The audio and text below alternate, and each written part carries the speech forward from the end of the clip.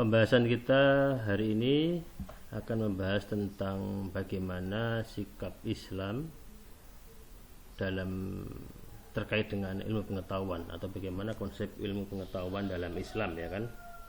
Kalau sebelumnya saya sudah menjelaskan bagaimana sumber-sumber ilmu pengetahuan.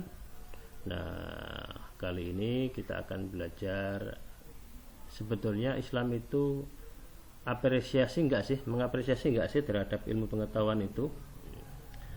Nah, teman-teman sekalian, kalian mungkin lebih tahu dari saya, ada banyak hadis yang menjelaskan bagaimana Nabi Muhammad itu sangat menekankan pada ilmu pengetahuan.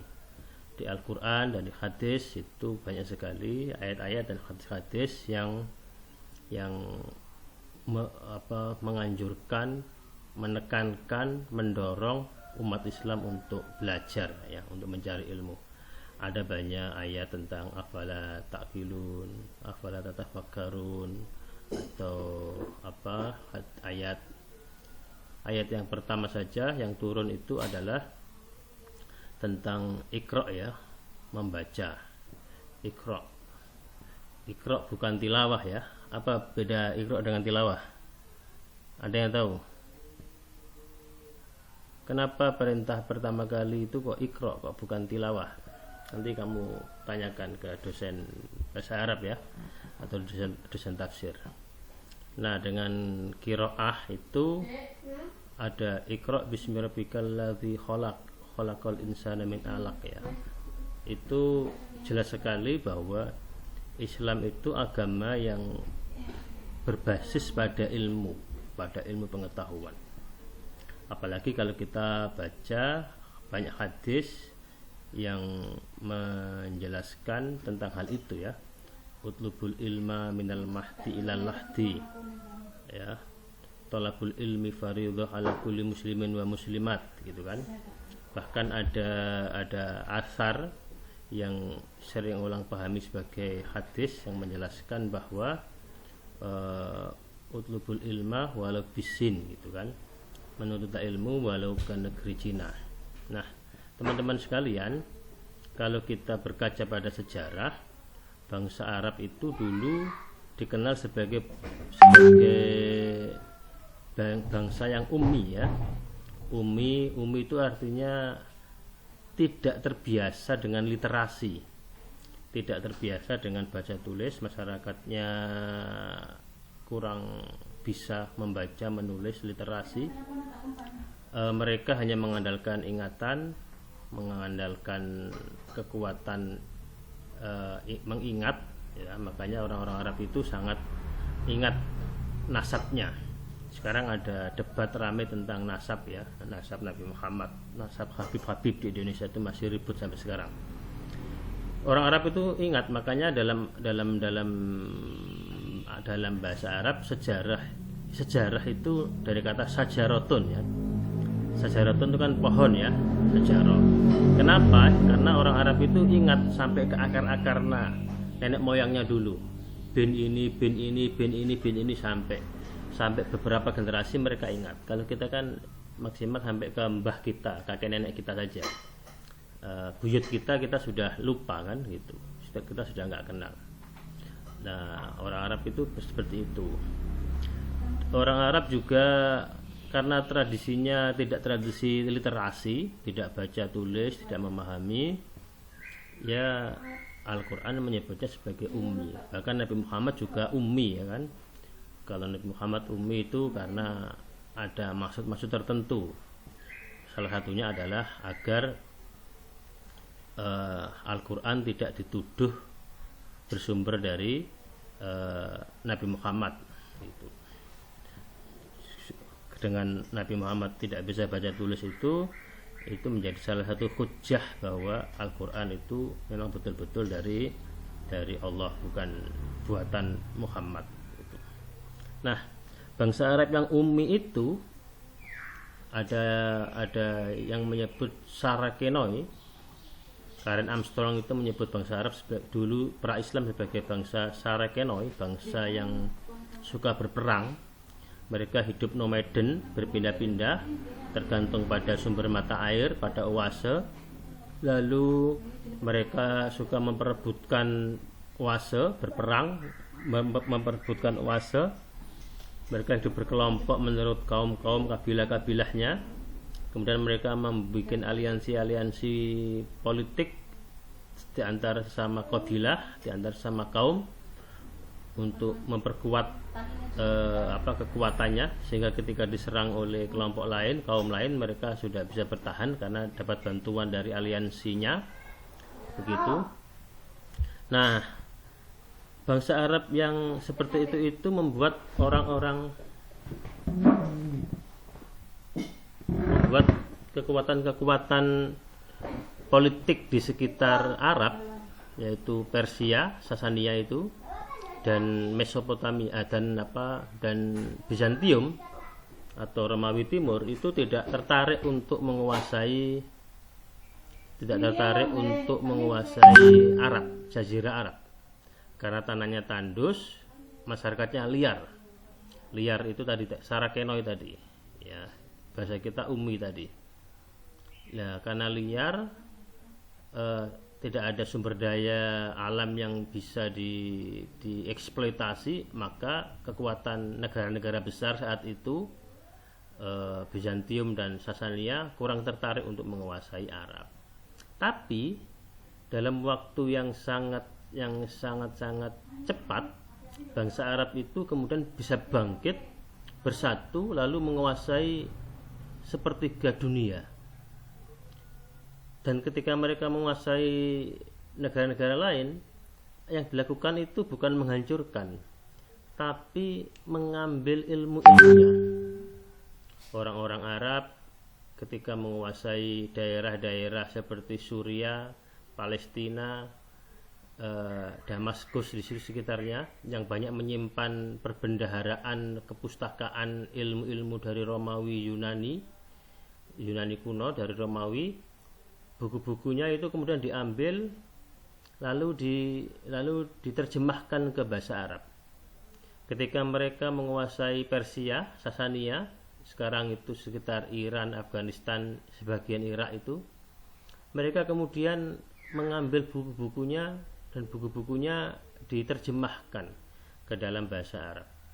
Ketika mereka bersentuhan dengan sampai mencapai sebagian dari perbatasan India, mereka juga menerjemahkan buku-buku India, lalu menerjemahkannya ke bahasa Arab.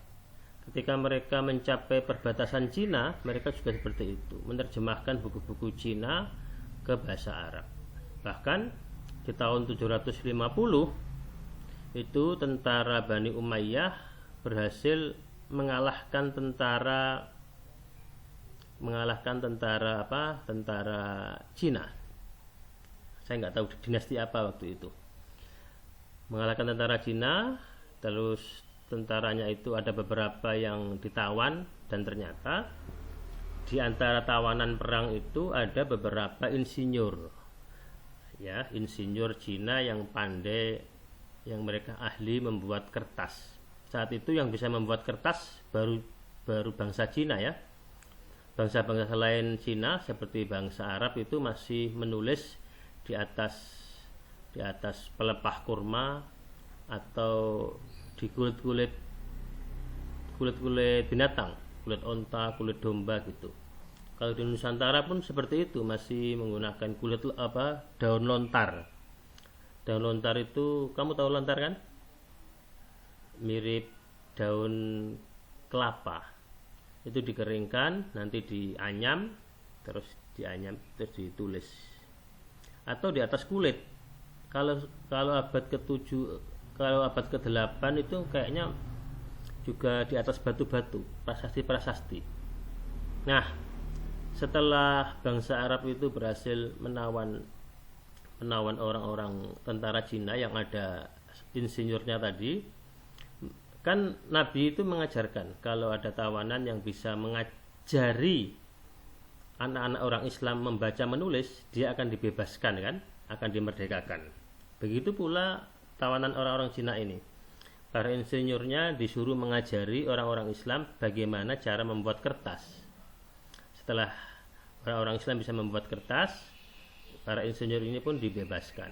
Karena itu 50 tahun setelah menguasai menaklukkan tentara Cina itu, tahun 800-an, tahun 800 awal itu, tahun 800 lah. Itu di Baghdad orang Islam sudah bisa membuat pabrik kertas. Ya, pabrik kertas. Jadi orang Islam itu umat kedua yang bisa membuat kertas setelah orang-orang Cina. Nah, setelah itu buku-buku di Arab, dalam bahasa Arab itu ditulis di atas kertas, sudah tidak lagi di atas, secara bertahap ya, tidak lagi di atas kulit, tapi sudah di atas kertas, karena memang orang Arab sudah bisa membuat kertas, tapi belum dicetak ya, masih ditulis secara manual pakai tinta gitu kan. Gambarannya kan kayak bulu burung itu dicelupkan ke tinta lalu dituliskan. Nah, jadi masih ditulis manual. Tapi meskipun saat itu buku-buku masih ditulis manual, satu persatu tidak dicetak, perpustakaan di dunia Islam di Baghdad khususnya itu luar biasa. Perpustakaannya itu, satu perpustakaan bisa memiliki 500.000 koleksi buku. 500.000 buku saat itu. Belum ada mesin cetak, buku masih ditulis tangan ya. Itu sudah ada 500.000 buku di perpustakaan. Dan di Baghdad itu ada banyak perpustakaan, baik perpustakaan publik, perpustakaan untuk umum maupun perpustakaan kerajaan. Itu begitu ya. Bayangkan, di perpustakaanmu sekarang ada berapa ribu buku? Paling hitungannya masih ribuan, padahal sekarang ada mesin cetak kan?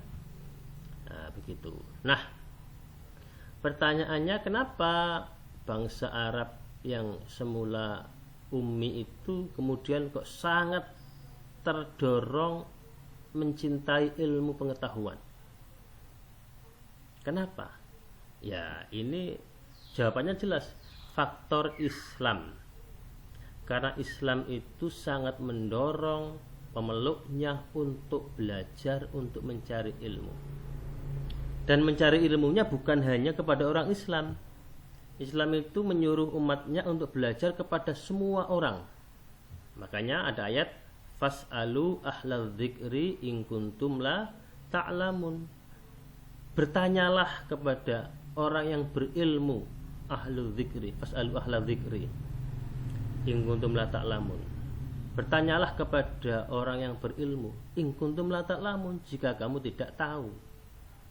Ya, disuruh tanya, kalau nggak ngerti tanya, kalau nggak tahu tanya, begitu. Jangan diam saja.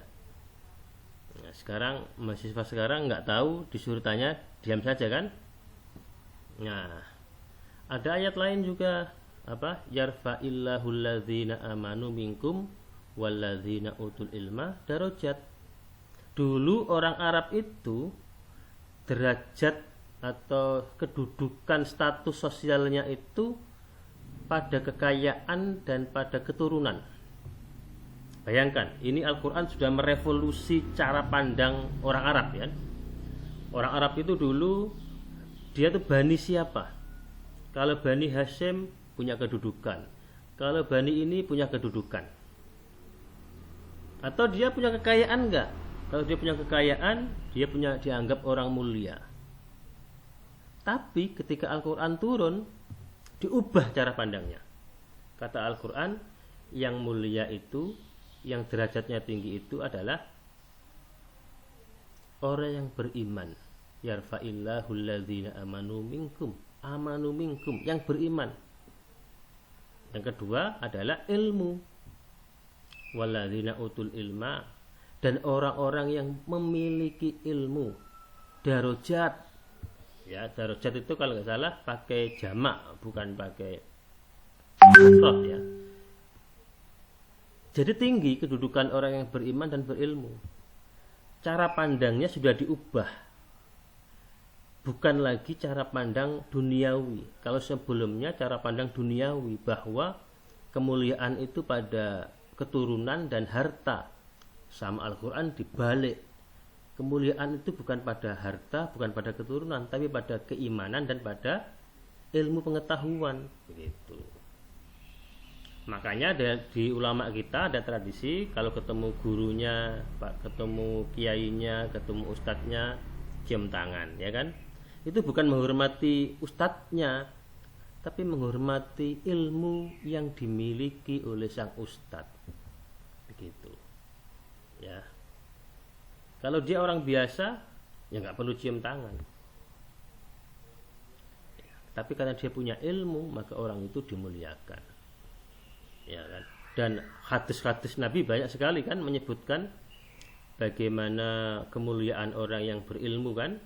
Nabi pernah menyatakan perumpamaan orang yang berilmu di antara kalian dengan orang yang awam itu seperti perumpamaan bulan purnama dengan bintang-bintang yang sekedar berkelip-kelip itu. Orang yang berilmu itu, ulama itu bulan purnama yang indah, yang menerangi bumi, sementara orang-orang awam itu hanya seperti bintang-bintang yang hanya berkelip-kelip saja, hanya sebagai penghias saja, gitu ya. Bahkan Nabi pernah menyatakan perumpamaan ulama itu seperti dengan orang awam itu seperti perumpamaan aku dengan umatku, begitu. Kenapa? Karena ulama itu warasatul anbiya, yang mewarisi kenabian itu bukan orang kaya, bukan orang berkuasa, tapi ulama, orang yang berilmu. Ini Al-Quran sangat menekankan, hadis juga sangat menekankan. Bahkan Nabi mengatakan kun aliman, ya, bukan kun ghaniyan, tapi kun aliman. Jadilah kamu orang alim, orang yang berilmu. Jika kamu tidak bisa menjadi orang berilmu, ya, kun aliman au muta'aliman, atau orang yang belajar. Kalau kayak kita gini masih kedudukannya masih orang belajar kan, muta'aliman. Kalau kita belajar pun nggak bisa, ya jadi yang ketiga au muhibban lil ilmi, orang yang cinta kepada ilmu, gitu. Cinta pada ilmu itu ya wujudnya macam-macam, menghormati orang berilmu. Kalau sekarang kan orang berilmu itu kurang dihormati kan, yang dihormati itu orang yang viral, ya kan, viral. Kalau dia viral itu dielu-elukan, sementara kiai, profesor, ustadz itu biasa-biasa saja diperlakukan. Kalau di perumahan itu yang dimuliakan, yang dianggap tinggi kedudukannya itu TNI, polisi yang berseragam, sementara ustadz biasa itu kurang dihormati. Itu kebalik. Makanya kita nggak maju-maju itu seperti itu, ya, karena kita tidak muhibban lil ilmi, ya. Kalau nenek-nenek, kakek nenek kita dulu itu cukup menghormati guru, ya, cukup menghormati guru. Kalau mereka panen, gurunya akan dikirimi sayur mayur, dikirimi beras, begitu. Kalau ada guru bertamu ke rumahnya, tidak berani itu orang biasa itu menemui tanpa pakai baju dulu, harus ganti baju yang sopan, yang bagus gini untuk menemui kiai atau ustadznya. Gak berani pakai kaos biasa, pakai kaos singlet malah gak berani. Dulu seperti itu, sangat menghormati. Kalau ketemu di jalan berpapasan gitu, pasti mari bayi, monggo yai, begitu. Penghormatan. Kalau sekarang luntur, ya, mulai luntur. Sekarang yang dihormati adalah yang punya kedudukan, punya jabatan, punya kekayaan, atau yang berseragam-seragam itu, ya. Dulu kalau kiai ustadz itu, guru, kalau duduk ada undangan selalu di depan, di kursi yang empuk itu, dimuliakan. Karena apa? Muhibban lil ilmi. Jadi dalam Islam itu posisi kita hanya 3 pilihannya: orang pinter, orang yang belajar, atau orang yang cinta pada ilmu. Tidak ada pilihan yang keempat. wala takun robian, dan jangan jadi yang keempat. Yang keempat apa? Wes sudah nggak pinter, nggak mau malas belajar, nggak menghormati, nggak mencintai orang yang berilmu lagi. Itu orang celaka itu Islam ya. Jadi Islam itu sangat menekankan pada ilmu pengetahuan. Karena itulah peradaban Islam dulu itu mampu mewarnai dunia dengan ilmu. Ketika peradaban Eropa sedang anjlok, sedang di bawah, Islam itu bangkit dengan ilmu pengetahuannya. Ketika ilmu-ilmu dari Yunani masa Plato, Sokrates itu tidak berkembang di barat, diambil oleh orang Islam menjadi ilmu yang filsafat yang berkembang. Ya. Ketika di India angka 0 itu tidak berharga karena dianggap sebagai sesuatu yang sirna. 0 itu kan tidak ada dalam India, sirna. Sama orang Islam diambil angka 0 menjadi angka, 0 menjadi angka. Sirna, ketiadaan itu di India tidak bermanfaat, dibawa ke Islam, dijadikan angka 0 menjadi bermanfaat. Ya. Makanya angka 1 2 3 sampai 0, 1 2 3 8 9 0 itu angka, disebut angka Arab. Dulu manusia itu menggunakan banyak angka. Salah satunya angka Romawi ya, yang pakai garis-garis itu 1 2 3 kayak pemilu kan. Sret kayak pemilu gitu kan. X 10 itu X, 5 itu gini kan. Itu kan kalau menghitung panjang sekali kan, tidak efektif. Tidak efisien. Tapi sama orang Islam diubah menjadi angka 1 2 3 4 5 6 7 8 9 0. Dengan adanya angka 0 itu kemudian terciptalah bisa menghitung sampai tak terhingga 100103, ya kan? 10.001 nolnya 4. Tinggal tambah 0 aja. Menjadi efisien. Nah, itu bagaimana Islam itu mendorong orang untuk belajar. Makanya di zaman Nabi itu ada sebagian sahabat itu yang tinggal di masjidnya Nabi, di Masjid Nabi ya. Mereka disebut sebagai apa? Marsa. Yang tinggal di Masjid Nabi untuk belajar ke Nabi itu disebut ahlu apa Ali Sumaga? Ada yang tahu? Ahlu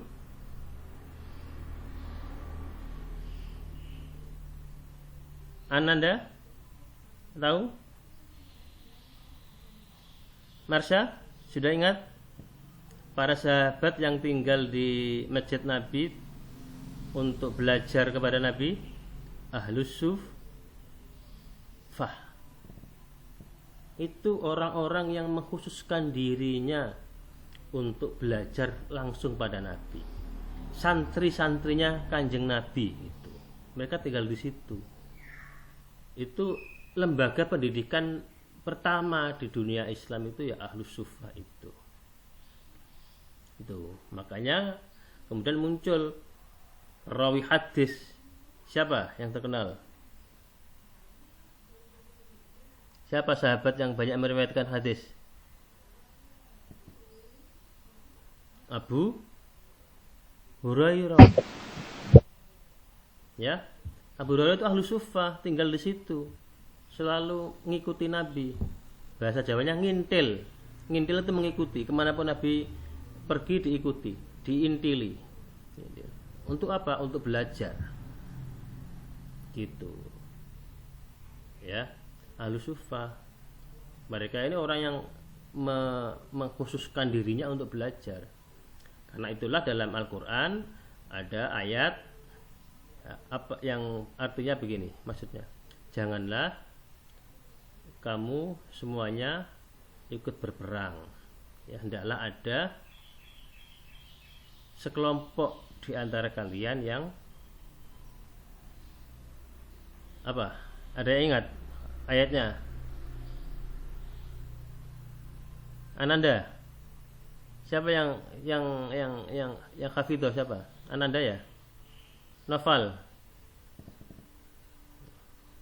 Janganlah kalian lari semuanya untuk berperang. Hendaklah ada sebagian kelompok yang tetap tinggal untuk belajar, untuk mencari ilmu. Itu ada ayat. Kamu ingat-ingat ayatnya itu ada. Begitu. Jadi dalam keadaan darurat pun, perang itu kan darurat ya. Umpamanya sekarang kayak Gaza diserbu Israel. Itu perang, tapi Allah itu dalam keadaan berperang pun masih disuruh sebagian lagi ada yang belajar. Kalau semuanya berperang, habis berperang selesai, nggak bisa membangun. Kenapa nggak bisa membangun? Nggak ada orang pinternya. Ya, karena itulah Allah berpikir ke depan. Allah menyuruh kita untuk berpikir ke depan. Apa? Ada yang berperang, ada yang belajar, sehingga nanti ketika perang itu selesai, orang yang belajar itu bisa kembali untuk mengajari dan membangun negaranya, begitu ya. Jadi Islam itu sangat menekankan kepada ilmu. Orang yang berilmu itu sangat dimuliakan, dihormati. Orang yang belajar pun sangat dihormati oleh Islam. Ya, kan ada hadisnya itu kan. Ketika kita belajar, ada majelis ilmu kayak begini, majelis ilmu itu para malaikat itu pada mengerubungi di atas kita, membentangkan sayapnya sambil berdoa kepada orang-orang yang belajar. Allahumma ighfir lahum, Allahumma arhamhum. Ya Allah, ampunilah dosa-dosa orang yang belajar itu. Ya Allah, rahmatilah orang-orang yang belajar itu. Dan ternyata yang mendoakan itu bukan hanya malaikat. Di hadis lain disebutkan seluruh penghuni langit dan seluruh penghuni bumi, sampai ikan-ikan di laut dan semut-semut di dalam lubangnya itu semuanya mendoakan. Bayangkan, pada orang yang belajar, pada majelis-majelis ilmu itu ya. Jadi sayang sekali kalau kita tidak mau belajar. Kita belajar itu tanpa kita sadari, dosa-dosa kita diampuni sama Gusti Allah kan. Kita juga dapat rahmat dari Allah berkat doa malaikat dan seluruh makhluk-makhluk di bumi dan di langit. Tuh ya. Tuh. Nah, sekarang pertanyaannya, apa sih yang wajib kita pelajari? Belajar itu wajib. Benar kan? Belajar itu wajib. Tapi ada prioritas dalam belajar itu. Ada prioritas, ada skala mana yang lebih utama, mana yang harus diutamakan, mana yang nanti bisa di nomor duakan. Kalau di kuliah itu ada mata kuliah wajib, ada mata kuliah pilihan. Nah, dalam Islam pun ada. Dalam Islam ada namanya ilmu fardhu ain dan ilmu fardhu kifayah. Dalam Islam itu para ulama kita membagi ilmu itu ada dua, ya. Ilmu fardhu ain dan ilmu fardhu kifayah. Jadi ilmu itu fardu dipelajari, wajib dipelajari. Tapi ada prioritasnya. Yang pertama kali wajib kita pelajari apa? Ilmu fardhu ain. Ilmu fardhu ain itu apa? Ilmu fardhu ain itu ilmu-ilmu yang mana dengan ilmu itu kita bisa beribadah secara sempurna. Itu ya, beribadah secara sempurna, secara baik gitu. Kita yang sudah balik, kamu kan sudah balik semua kan, sudah mukallaf, maka kita punya kewajiban apa? Sholat. Maka mempelajari hukum dan tata cara sholat itu wajib bagi kita. Jadi ilmu syariat dan ilmu fikih itu sesuai dengan kebutuhan kita itu wajib. Sekarang kita belum fardu ain untuk belajar tentang haji, karena kita belum ada tuntutan kewajiban untuk berhaji, kita belum mampu. Nanti ketika kita sudah mampu, kita mau berangkat haji, maka kita wajib belajar ilmu tentang haji. Jadi belajar ilmu haji itu nanti ketika kita sudah siap namanya fardu ain. Kalau kita sholat wajib, dan kita belajar tentang fikih sholat itu fardu ain. Ya, kemarin puasa, kita sudah dewasa, sudah balik, kita orang sehat pikirannya, maka kita wajib untuk fardu ain mempelajari fikih tentang puasa. Nah, bukan hanya dalam terkait dengan ibadah mahdhah. Ilmu fardu ain itu juga terkait dengan ibadah muamalah. Umpamanya, saya dosen, ya, saya mengajar, maka fardu ain bagi saya untuk menguasai ilmu-ilmu tentang kemengajaran, kedosenan gitu. Kamu nanti jadi istri, maka kamu wajib mempelajari ilmu-ilmu tentang keistrian. Menjadi istri yang baik itu bagaimana, menjadi suami yang baik itu bagaimana, menjadi ibu yang baik itu bagaimana, menjadi bapak yang baik itu bagaimana, itu wajib.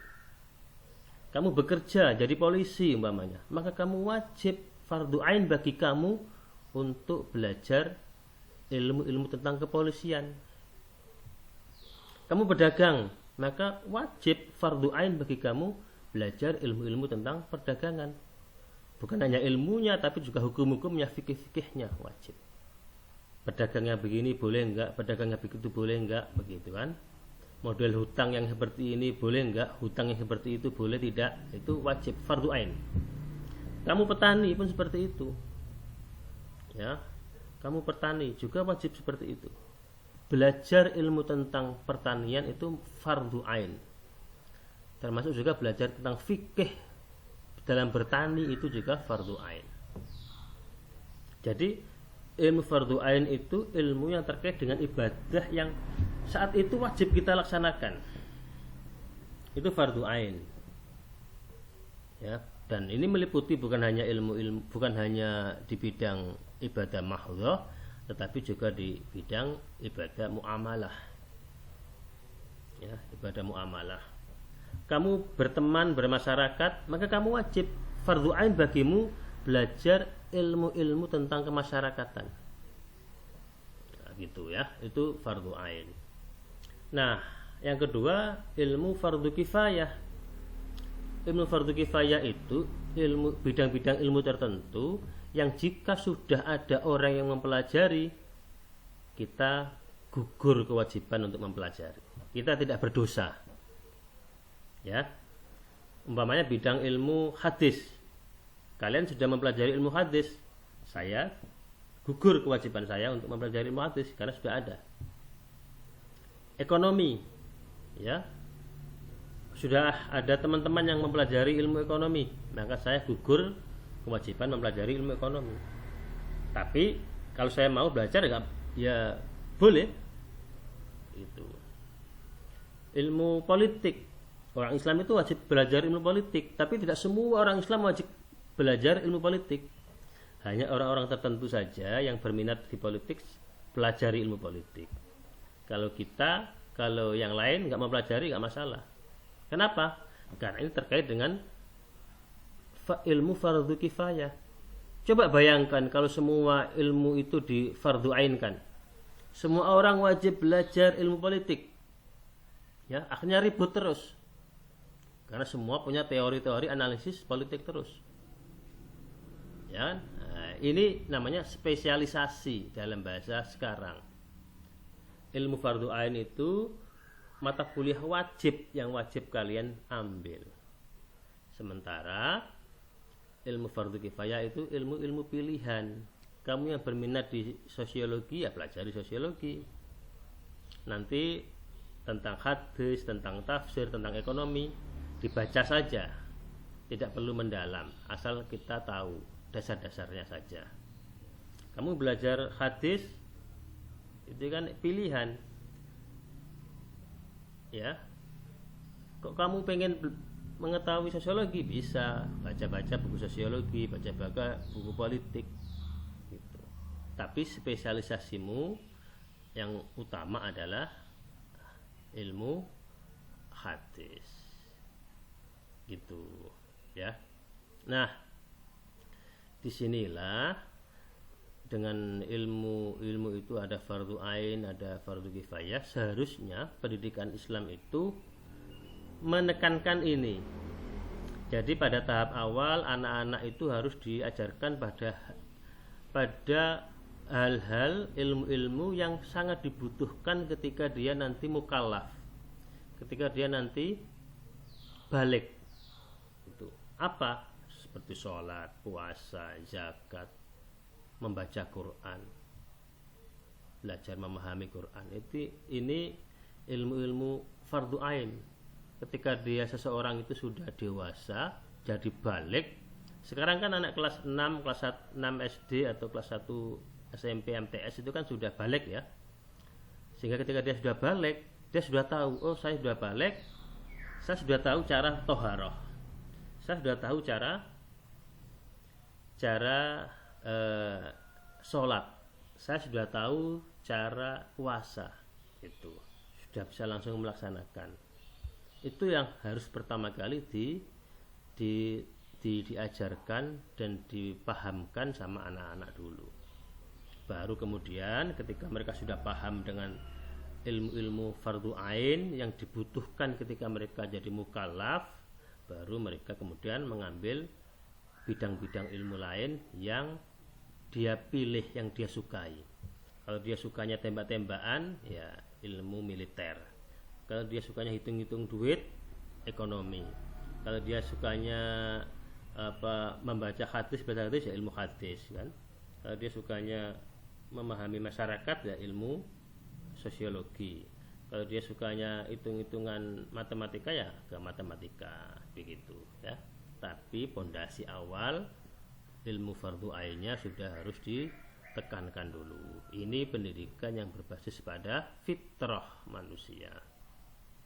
Ini pendidikan Islam seharusnya seperti itu. Oke, itu dari saya. Kita akhiri, nanti kita lanjutkan dengan diskusi.